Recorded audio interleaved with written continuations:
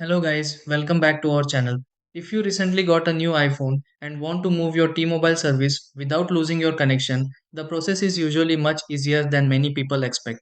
Sometimes people worry the new iPhone may not activate correctly, while other times the old phone still shows service and creates confusion during setup.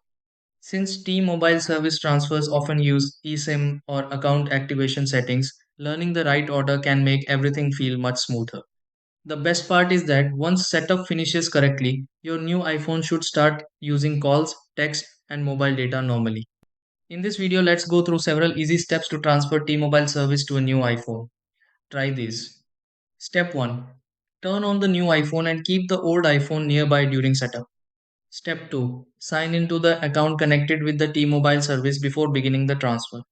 Step 3. Open cellular settings on the new iPhone and check transfer options for T-Mobile service. Step 4. Follow activation instructions shown on the new iPhone to move the T-Mobile service correctly. Step 5. Restart the new iPhone after the T-Mobile service finishes activating. Step 6. Test calls and mobile data on the new iPhone and confirm the T-Mobile service works normally.